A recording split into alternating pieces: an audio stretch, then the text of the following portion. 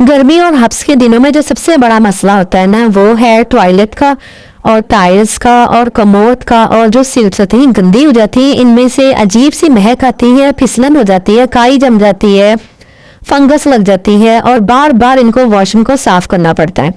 तो इसके अलावा जो हमारे वॉश बेसिन है वो भी ऐसे हो जाते हैं ना, जिसमें कि स्मेल सी आती है, चीज़ें ऐसी फंस जाती हैं कि लीकेज उनकी ब्लॉक हो जाती है। और मैं आपको एक ऐसा पाउडर बनाना सिखाऊंगी ना कि जिसकी वजह से आपको महंगे महंगे पाउडर बिल्कुल भी नहीं खरीदने पड़ेंगे।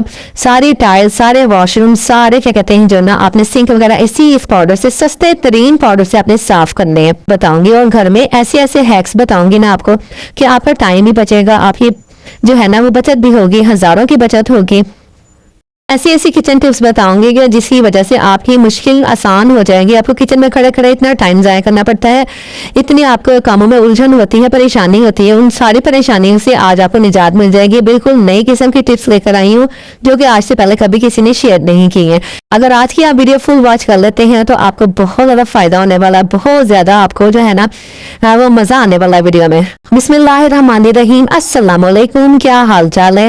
होपफुली आप लोग ठीक ठाक होंगे, मज़े में होंगे। तो चले हम स्टार्ट करते हैं अपनी वीडियो। गिलास, प्यालियाँ, स्टील के गिलास है ना, हमारे आपस में जब हम एक दूसरे के ऊपर रखते हैं तो ये जम जाते हैं। और शीशे के गिलास तो खास तौर पर एक तो टूट ही जाता है, तो ये बिल्कुल टूटे ना, खराब ना हो।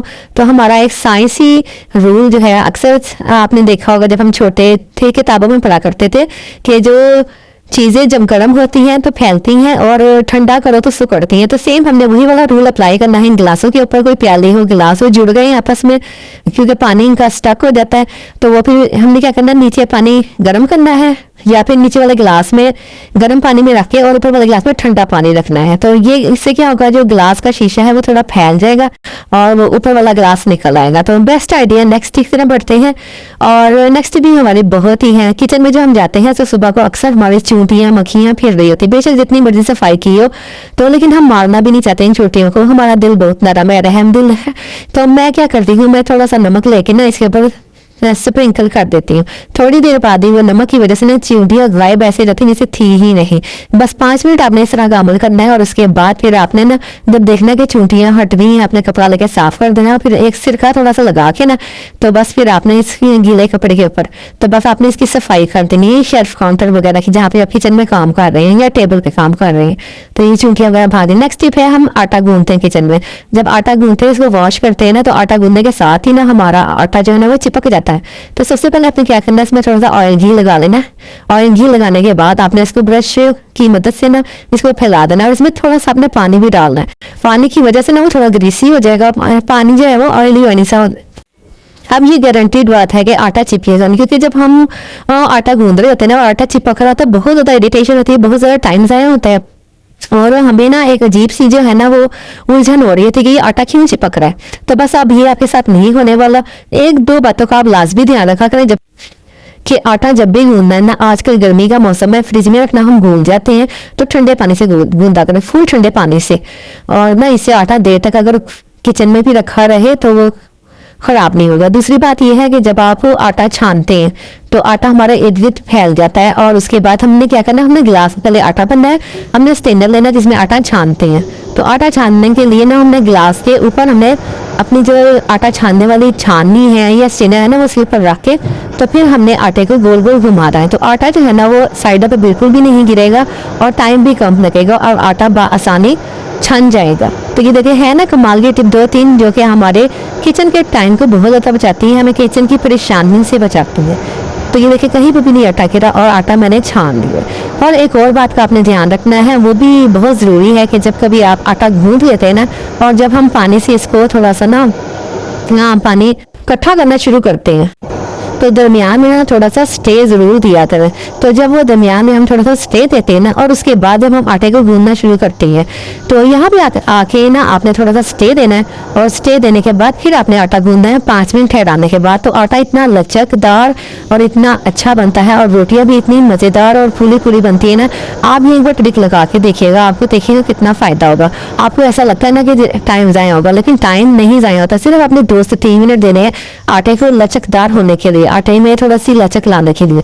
तो बस फिर और उसके बाद आपने एक चीज़ का और ख्याल रखना है, जब आप आटा गूंथ लेते हैं ना, तो ये हम बड़े तसले में या बड़ी परात में गूंथते हैं, तो हम इसी तरह इसको छोड़ देते हैं। आपने बिल्कुल भी नहीं ऐसे छोड़ना, बल्कि क्या करना है, आटा गूंथने के बाद ना इसको किसी छोटे बर्तन में शिफ्ट करना है। गीले कपड़े से ढांपना जरूर है, उससे ये होता है कि एक सफ़ेद तह सी जम जाती है ना, वो नहीं जमेगी। अच्छा जी, फटाफट लास्ट टिप इतना बढ़ती है कि हमारे जब कभी आप मशीन लगाती हैं तो अक्सर आपको बैठ के कपड़े धोने में प्रॉब्लम होती है। तो उसका आसान सा हल ये है कि या तो आप मशीन में ही ये काम कर लें, या फिर आप ड्रायर में भी ये काम कर सकती हैं। जब आप कपड़े वॉश कर लेती हैं, साबुन वगैरह सर्फ वगैरह में से निकाल लेती हैं, तो उसके बाद आपने इसको जब वॉश करने के लिए नीचे बैठना होता है, तो फिर आपकी लेग्स में आपकी बैक पेन हो जाती है, या फिर आपको जोड़ों पट्टों का मसला होता है। तो आपने क्या करना है, मशीन को खाली करके उसके बाद जो है ना, इसमें पानी निकाल देना है, और फिर दूसरा पानी भरना है जिसमें आपने कपड़े डाल के घुमा लेना है, पानी को अच्छी तरह भर लेना है। लेकिन और उसके बाद जब आपने पानी इसका निकालना है ना, तो उसके बाद जो आखिरी बार आपने पानी निकालना है तो स्विच वगैरह निकाल देना है। उसके बाद आपने कपड़े वॉश करने हैं। उससे ये होगा कि जो है ना, आपको बैठना नहीं पड़ेगा, आपको खड़े खड़े आपके कपड़े धुल जाएंगे, आपको हाथ भी नहीं लगाना पड़ेगा, और बस इनको निचोड़ेंगे और बाहर निकाल के आप इनको फैला देंगे धूप में।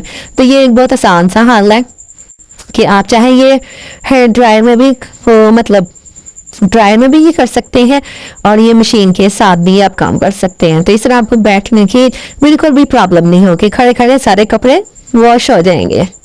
होपफुली आपको ये आइडिया पसंद आया होगा, और पसंद आया है तो चले बढ़ते हैं हम नेक्स्ट टिप की तरफ।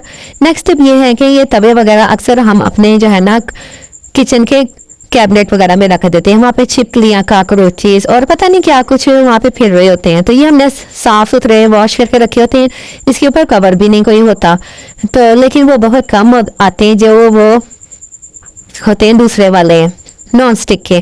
तो हमने क्या करना है, इस तरह के जो तवे होते हैं लोहे के होते हैं, कि हमने इसके ऊपर शापर चढ़ा देना है। तो शापर चढ़ाने के बाद इसको वॉश करके अच्छी तरह साफ करके गीला पानी सुखा के, तो बस इसके ऊपर ये तवा हमने रख देना है अंदर, और तवे को रखने के बाद हमने कोई भी शॉपर लेके इसको गिरा लगा देंगे। गिरा लगा के फिर आप इसको जहां मर्जी रखें, फिर ना ही इसमें कॉकरोचेस आएंगे, ना ही इसमें कोई जो ज़मीनी कीड़े मक्खियां वगैरह होती हैं वो लगेंगे। बल्कि जिस वक्त आपने इसको इस्तेमाल करना होगा, दोबारा से शॉपर को खोल लें और इस्तेमाल कर लें। ये एक छोटी सी टिप है, लेकिन बहुत बेस्ट है और आपके बहुत काम आएगी। ओके जी, let's see next tip. Next tip ये है कि जो हमारे पास ये एक पाउडर है, और इस पाउडर का मैं पहले आपको डेमो दिखा देती हूँ कि ये देखिए, मैंने इसको ना वॉश बेसिन पे अच्छी तरह स्प्रिंकल कर दिया है। तो स्प्रिंकल करने के बाद हमने इसको 5 मिनट के लिए ना ऐसे ही छोड़ देना है, ताकि जो हमारा बहुत हफ्ते पुराना मैल जमा हुआ है, अक्सर लोगों के घरों में पानी भी ऐसा आता है जिसकी वजह से वॉश बेसिन और बाथरूम में इस्तेमाल होने वाली सीट और टाइल वगैरह जो होती है ना, तो वो उनमें खारा पानी सा जम जाता है, और उस खारे पानी को उतारना बहुत मुश्किल होता है, क्योंकि वो ड्राई होता है, या फिर वो फिसलन पैदा हो जाती है, या फिर वो जो है फंगस सा बन जाता है। तो जिसकी वजह से बाथरूम में एक अजीब किस्म की स्मेल और महक सी आ रही होती है, तो साफ करना भी बहुत मुश्किल होता है। जब तक तेजाब वगैरह जो बाजारी होते हैं, इतने महंगे महंगे डिटर्जेंट ना यूज करें जब तक, तो वो उनसे जान ही नहीं छूटती। तो घर में ही हम जब ये चीजें तैयार कर सकते हैं, तो हमें इतने ज्यादा पैसे जाया करने की क्या जरूरत है। मनी सेविंग भी है, टाइम सेविंग टिप्स भी हैं ये। तो इस तरह के जुगाड़ लगाने से आप हजारों रुपए की बचत कर सकती हैं। तो ये देखिए, यहाँ पर जो नलकों पर हमारी काली काली सी काई जम जाती है, उसको भी साफ कर लेना है। 5 मिनट 10 मिनट का जरूर आपने डिले देना है। उसके बाद आपने इसकी जो रगड़ाई है, मुंझाई है, वो करनी है अच्छे तरीके से, चाहे वो बाथरूम की सीट हो, कमोड हो, ब्रश से करें या स्पंज से करें। मैं एक्स्ट्रा स्पंज रखती हूँ चीज़ों की सफाई के लिए, आप भी रखा करें, ताकि ना ये और इनके लिए अलग से बॉक्स बनाया करें। ये देखें, यहाँ पे मैंने ब्रश का टूल एक पिछली मैंने एक वीडियो में बनाया था, आपको बताया था। इससे ये ऐसे छोटे मोटे जो सुराख होते हैं ना, वो साफ हो जाते हैं। मैंने ब्रश को काट लिया था, काटने के बाद जो पिछला हिस्सा होता है ना, वो उसकी बैक साइड पे लगा दिया था गर्म करके। तो ये एक बहुत अच्छा सा हमारा जो है ना क्लीनर सा रेडी हो गया, जिसकी वजह से मुझे बहुत आसानी हो गई है। तो ये देखें, यहाँ पर जिन जगहों पे हमारे हाथ वगैरह, फिंगर वगैरह, कपड़ा वगैरह नहीं जाता, स्पंज से सफाई नहीं हो सकती, तो इस ब्रश की मदद से ना मैं सफाई कर लेती हूँ। तो ये देखिए यहाँ पर ये सारे बहुत अच्छे तरीके से इसके दाग धब्बे जितने भी हैं, मैल कालापन, सारा कुछ मैं साफ कर रही हूँ। तो ये देखिए यहाँ पर अब हम इसको ना इसी स्पंज को ना गीला करेंगे और गीला करने के बाद अच्छे तरीके से साफ करेंगे। जो इसका टैप है वो भी साफ कर लूंगी मैं। तो इसी तरह सारे घर की सफाई कर लेती हूँ, क्योंकि आजकल बरसात में पानी पानी नमी बहुत ज्यादा है, तो रोजाना डेली बेसिस पे इसकी सफाई करना बेहद जरूरी है। तो जो देखेंगे अब ये देखिए किस तरह माशाल्लाह से चमक गया है और साफ सुथरा हो गया है।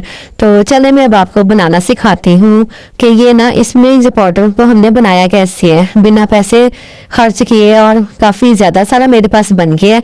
तो चले मैं इसको आपको बताती हूँ कि ये इसमें क्या क्या चीजें मैंने ऐड की हैं। और ये हमारा जो बेसन है, हमारी सीड्स हैं, हमारी टाइलें हैं जो चमक जाएंगी जिससे, और बेस्ट हो जाएगा। अगर आपको आइडिया पसंद आ रहा है तो लाइक जरूर करके जाइएगा और कमेंट करके जरूर बताइएगा कि आपको टिप कैसी लगी है। अच्छा जी, यहाँ पर मैंने ले लिया है आमसर सर्फ, जो हमारे अक्सर दुकानों पे, पंसार की दुकानों पे मिल जाता है। ये तकरीबन 80 रुपए 90 रुपए किलो होता है। तो आप आधा किलो ले, काफी जाता है, हमारा हफ्ता आराम से गुजर जाता है। इसी में थोड़ा सा जो ब्रांड का अगर सर्फ शामिल करना चाहे तो वो कर दे। तो मैंने वो दोनों शामिल किए। इसके बाद मैंने 1 चम्मच नमक, 1 चम्मच बेकिंग सोडा और काला तेल मिलता है, 20 रुपए का मिल जाता है। आप जितने का मर्जी ले लें, हर कलर में आता है। तो इसको हमने अच्छी तरह मिक्स करके रख लेना और थोड़ा सा ना हवा के नीचे ड्राई कर देना, क्योंकि जब हम काला तेल मिलाते हैं तो इसमें ना थोड़ा सा ये गीलापन सा हो जाता है। तो बस आपने हाथ में अगर आपने ग्लव्स वगैरह पहनने हैं तो पहन लें, नहीं तो किसी स्पून से, स्पैचुला से इसको अच्छी तरह मिक्स कर लें, क्योंकि इसके बाद ये जो है ना वो थोड़ा सा ड्राई हो जाएगा। ड्राई होने के बाद इससे जो है ना बॉक्स को आप बंद करके रख दे। और जितनी भी टाइलें होती हैं, सीट्स होती हैं, कमोड होती हैं, और हमारे जो फर्श होते हैं, बेसन, चूल्हे वगैरह, और जो हम क्या कहते हैं अपने ओवन वगैरह साफ करते हैं, तो इसमें क्योंकि चिकनाई होती है, मैल गाढ़ा गाढ़ा होता है और ये हाथों से साफ नहीं होता। जब तक इसके लिए जो है ना महंगे वाले तेजाब की बोतलें या फिर क्लीनर ना लेकर आए ना, जब तक ये सफाई होती ही नहीं है। तो बस आपने इसको बना के रख लेना है और हफ्ते भर की अपनी ना छुट्टी हो जाएगी। तो होपफुली आपको ये बहुत पसंद आया होगा। जब आपको कोई बात अच्छी लगा करे, अच्छी बात बताया करे, तो थोड़ा सा दिल बड़ा कर लिया करें कि चैनल को जरूर सब्सक्राइब किया करें। अगर सब्सक्राइब करने को दिल नहीं चाहता, आप समझते हैं कि सब्सक्राइब करने से पता नहीं क्या हो जाएगा, तो आप कम से कम लाइक जरूर कर दिया करें, ताकि मेरी हौसला अफजाई हो जाए। अच्छा सा कमेंट कर दिया करें, मुझे पता चले कि जो बात मैंने बताई है वो आपको अच्छी लगी है। तो चले मैं अब नेक्स्ट स्टेप की तरफ लेकर चलती हूँ। इस तरह की टोकरी जो होती है ना, हर घर में किचन में मौजूद होती है। बेशक हमने स्टोर रूम में बड़ी बड़ी टोकरियां रखी होती हैं, लेकिन अपने किचन में हमने थोड़ा बहुत सामान जो होता है, लहसुन, प्याज, अदरक, हरी मिर्ची वगैरह इकट्ठी करके एक टोकरी में रखी होती है, ताकि बार बार हमें स्टोर में ना जाना पड़े।